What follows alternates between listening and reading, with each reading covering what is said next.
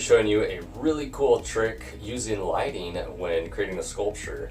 Now, this is a lot different than painting or drawing because when you create a sketch or a painting, you have the ability to control the light. But when you're sculpting, the light controls you. So it makes things a little trickier when you're trying to get muscle structure and definition right. Now, if you find this helpful or interesting, hit that thumbs up button to give this video a like and subscribe if you haven't. Right now I'm putting out a video once a week, so I have a lot of really cool tips and helpful tutorials that will probably make you a better artist if you're just starting out or you're looking to enhance your skills in the studio. Now let's take a look at this lighting trick.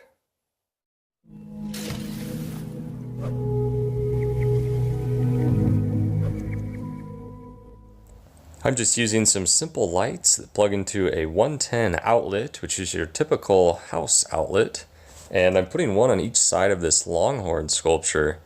So what I'm going to be doing is flipping these on and off. You see each one has a knob so you can turn it on and off as you want. And I'll just be doing different combinations, but I'll be starting out with one light at a time so you could see how the definition is exposed from the different angles of lighting. Now this side of the sculpture is not quite finished yet, but the other side is a lot closer to being finished. So I'll show you how that looks a little bit different here in a second.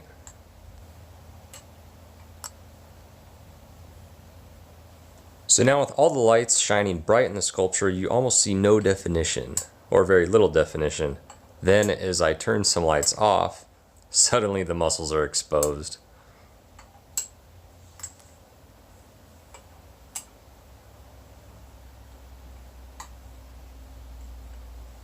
So this is something to keep in mind since I'm going to be casting this piece in metal, because the metal will be permanent, of course, and metal will have a little bit of a shine and a darker complexion than this clay. This clay is actually very light colored. This is the JMac Classic clay, which I've done some videos on in the past. Now I'll get close up to the sculpture, and using this technique I will create some muscle. Here I'm going to be carving the muscle by just making a slight indent, and you'd really be surprised at how a tiny bit of carving will create a very defined muscle or bone in this sculpture. I can also add clay. Now this is sometimes easier to do, but you see those edges there.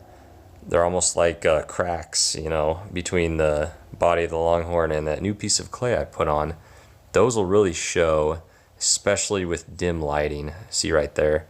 So that's something to watch out for. I usually just barely blend that new piece of clay together with the body of the sculpture, so you just see a little bit of that definition.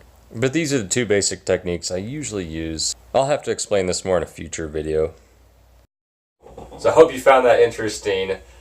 This actually helps out tremendously if you're struggling with sculpting those muscles, because you know, a lot of artists will create sculptures and they get a lot of critics that come into the scene, and people love to criticize, you know, that doesn't look right, this is too big, that muscle's too small, this and that. And you know, as artists we always have to deal with criticism. We should take that as something that helps us become better. But you really want to try to get things right the first time if you can. So this will help, I promise. These are just lights that I got at Menards. You know, they're pretty cheap from what I remember. And they're not the brightest, but they do allow you to create different angles of lighting. And that's what you need to do if you really want to see how those muscles will stand out. And once this thing is cast in metal, it's going to be a whole different ball game, because that definition is going to show even more. Thanks for watching today. I hope you all have a happy Thanksgiving. I'll see you all next time.